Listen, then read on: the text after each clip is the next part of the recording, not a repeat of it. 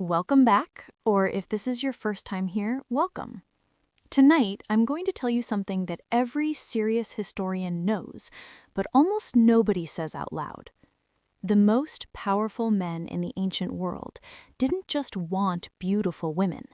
They built systems to find them, filter them, shape them, train them for months, sometimes years, until they were exactly what a king, an emperor, or a philosopher wanted in a private room.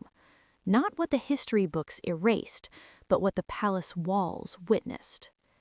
I'll tell you what 13-year-old girls in Ming Dynasty China were specifically trained to do before they ever entered the emperor's private quarters.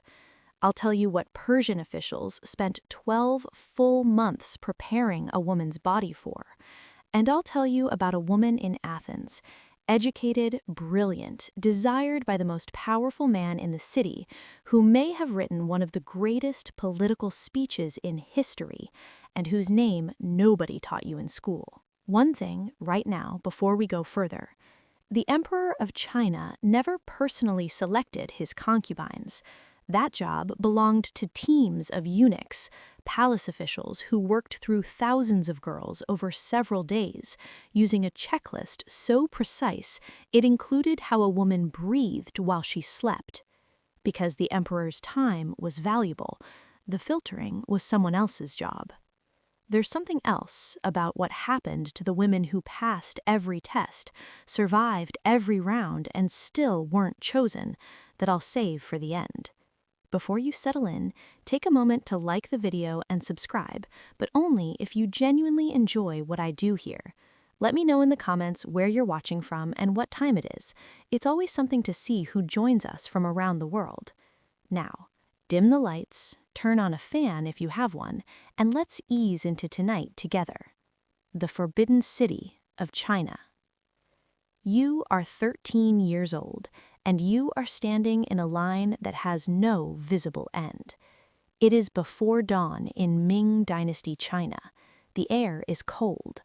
Around you, stretching in both directions, are hundreds of other girls, all between 13 and 16, because the emperor's officials specified that range in the summons, and a summons from the emperor is not a request. Every unmarried girl in China of eligible age was legally required to present herself. Your family traveled 3 days to get here. Your mother adjusted your collar this morning with shaking hands. Your father said nothing the entire journey. What nobody told you before you arrived, what your parents perhaps didn't fully understand themselves, is what being chosen actually means. The girl chosen by the emperor enters the Forbidden City. She is trained, prepared, and presented to the emperor for his private service. That is the role. That is what the summons was always about. The court needed women, educated, refined, physically perfect women, to serve the emperor in every way an emperor expected to be served. But you're not thinking about that yet. Right now, you're thinking about staying in the line. The officials walk slowly. They don't speak to the girls. They observe. Height, weight, proportion, the mathematics of the body measured against the emperor's preferences, which have been codified into official criteria. 1,000 girls are cut on the first day. A wave of the hand. Step out of the line. You may go home. 1,000 families make that journey back in silence. The girls who remain return the next morning. Day 2 is quieter, more precise. The officials are specialists now. They move close. They listen. Your voice matters. Does it carry the right tone? Too rough? Too nasal? Too sharp? Dismissed. They watch how you move. They examine your skin, your teeth, your eyes. Another 2,000 are cut. Day 3. 1,000 more eliminated based on the shape of their hands alone, the curve of the fingers, the way the palm sits, details that feel almost incomprehensible in their specificity, but which reflect a simple truth. The emperor's court had standards. Every detail of a woman's physical presentation had to meet them exactly. The girls who survived 3 days of this are taken inside the palace, and now the real training begins. For 1 month, these women are observed, tested, and shaped, not just for beauty, for everything the emperor's presence required beyond beauty. They are taught calligraphy because an educated woman could hold a conversation that extended past appearance. They are taught music because the emperor's private hours included entertainment that was cultural as well as intimate.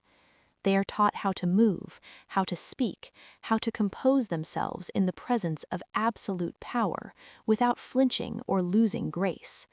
50 women make the final round. They are questioned directly. Mathematics, literature, poetry, the ability to sustain intellectual conversation. 3 are chosen. 3 become imperial concubines of the highest rank. Now, the detail I promised you. The women who passed every test, physical, behavioral, intellectual, but didn't make the final 3, they didn't go home.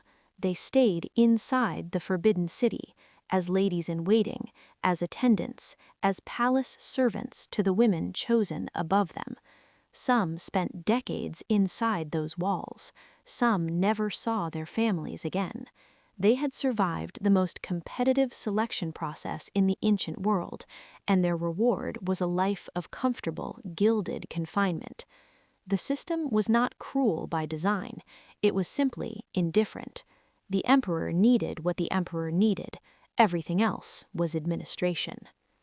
Now move west, move back further in time, Egypt and Persia.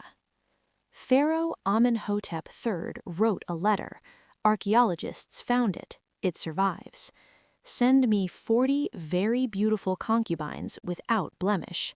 40 women, ordered like a trade shipment, priced precisely, 40 silver pieces per woman. The letter specifies they should be skilled weavers, because the pharaoh understood something the Ming emperor's officials understood too. A woman who is only beautiful is a limited asset. A woman who is beautiful and accomplished, who can create, perform, converse, who carries herself with the confidence of skill, that woman is worth the price of 40 silver pieces and the political cost of the letter it took to request her. Egyptian concubines were trained in music, weaving, religious ritual, conversation. They lived in luxury inside the royal palace at Malkata. They had status, attendance, fine clothing. What they didn't have was the ability to leave. The woman who bore the pharaoh a son gained something approximating power. The woman who didn't spent her years in beautiful, purposeful waiting, available, prepared, patient, for a summons to the royal quarters that might come tonight or might never come at all. From Egypt, go further east, go to Persia. Every province of the Persian Empire sent its most beautiful young women to the royal court. They arrived and were placed in what ancient sources called the first house of women, and then the preparation began. It took 12 months. A full year of cosmetic rituals, oils pressed into skin daily, perfume applied in layered sequences, diets designed to produce a specific physical result, a year of instruction in music and dance, in the art of moving through a room that held a powerful man's attention completely, a year of learning what the emperor expected, not just physically but atmospherically, how to enter a room, how to pour wine, how to make a man who commanded an empire feel like the most attended-to person alive for a few private hours. Archaeologists excavating the ruins of Susa, the Persian capital, found cosmetic jars still containing traces of myrrh and perfume oil. 2,000 years in the ground, and the residue of that preparation survived. Someone's hands were in that oil. Someone was being made ready for a king. Herodotus writes that Darius III traveled on military campaign with 365 royal concubines, one for each night of the year, all richly dressed, playing harps as he slept. Whether you take that number literally doesn't matter. What it tells you is the scale of the desire and the scale of the machinery built to serve it. But of all the civilizations we're examining tonight, none produced anything quite like what Athens created. Athens gave the world democracy, philosophy, Socrates, the Parthenon. But Athens also gave us something nobody puts on that list, the Hetaira. And to understand what she was, you first need to understand what every other woman in Athens was. Picture an ordinary Athenian wife, respected, comfortable, completely invisible. She didn't leave the house without permission. She didn't attend public gatherings. She didn't sit at dinner with her husband's guests. She didn't have opinions on politics, philosophy, or anything that happened beyond her own walls. Her entire existence was organized around one purpose: managing the household and producing legitimate children. She was, in the language of the time, respectable, and respectable meant silent. Now picture a different kind of woman entirely. She moves through Athens freely. She attends the symposia, the exclusive late-night gatherings where Athens' most powerful men drink, debate, and decide the future of the city. She sits across from philosophers and doesn't look away. She argues, she challenges, she makes men who command armies feel intellectually outmatched, and they come back for more. She is the Hetaira. The word itself comes from the Greek hetairos, meaning companion, not wife, not slave, companion. That distinction was everything. The Hetaira occupied a category Athens had no other word for. She was educated in ways citizen women never were: music, rhetoric, philosophy, the art of conversation that could hold a room of powerful men for hours. She was trained specifically to be fascinating, not just to look at, to engage with. But here is where we have to be completely honest. The Hetaira was a courtesan. Her company was purchased. Her conversation was part of a transaction. The education, the refinement, the intellectual brilliance, none of that existed separately from what she was ultimately paid for. It was all part of the same offering. The difference between a Hetaira and an ordinary prostitute in Athens wasn't moral, it was economic. An ordinary prostitute in Athens charged a few coins. She worked the streets or the cheapest brothels. Her transaction was purely physical, purely brief, and she carried the full weight of social contempt that Athens reserved for women outside respectability. The Hetaira charged considerably more, sometimes enormously more, because what she was selling included everything that Athens denied its citizen women: intelligence, education, genuine conversation, the experience of being with a woman who had thoughts worth hearing. She gave powerful men something their wives, through no fault of their own, had never been allowed to become: an equal, or at least the performance of one. She couldn't marry, she couldn't vote, she couldn't own property in any meaningful sense. Greek law classified her permanently outside respectability, and once that label attached to a woman, nothing she achieved could remove it.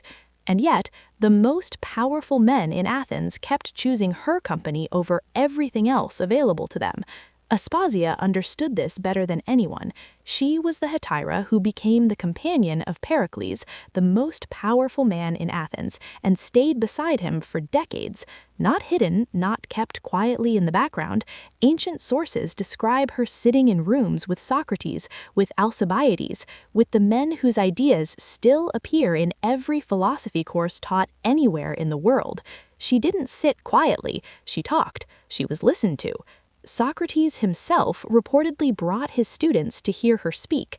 Let that settle for a moment. The father of Western philosophy bringing his students to learn from a woman Athens classified as outside respectability. And then there's the claim, the one that has circulated since antiquity and has never been fully resolved: the funeral oration. Pericles' speech over the Athenian war dead, delivered in 431 BCE, considered one of the greatest pieces of political rhetoric in the entire history of the Western world, the speech that captured what Athens believed itself to be, its values, its identity, its vision of civilization itself. Ancient sources suggest Aspasia wrote it, not helped with it, not inspired it, wrote it. that the words Pericles stood up and delivered publicly, the words that traveled through 25 centuries to land in history books still used today, came from the mind of a woman who could not vote, could not own property, and could not put her name on anything. Pericles delivered the speech. History recorded his name. The woman who may have built every sentence from the ground up went home to a life Greek law would never stop classifying as disgraceful, regardless of what she had just put into the world. Think about what that means. The most celebrated words in Athenian history, words about democracy, about freedom, about what it means to live in a city that values its people, possibly written by a woman that same city refused to consider a full person. That is the Athens nobody puts in the textbook. That is the Hetaira. Now, step back from all civilizations: China, Egypt, Persia, Greece. Different gods, different centuries, different languages. The machinery runs identically. Identify and gather. The supply chain always begins at the periphery: provinces, conquered territories, poor families with limited options, and flows towards the center of power. Filter and evaluate. Physical criteria first because it's efficient, then behavioral, then intellectual. The higher you advance, the more is demanded, and the more you are valued. Train and prepare. A month inside the Forbidden City, a year in the Persian harem, years of careful cultivation in Athens. This wasn't kindness, it was investment. Every civilization on this list understood that a woman trained to entertain, converse, perform, and navigate power was worth considerably more than a woman who could only be looked at. They invested accordingly. Present and serve. And here the systems diverge.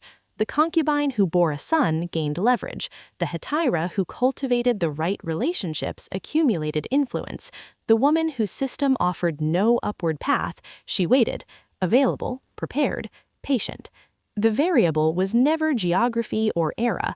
The variable was whether the woman held any leverage inside the system that held her. There's a detail from the Forbidden City I keep coming back to.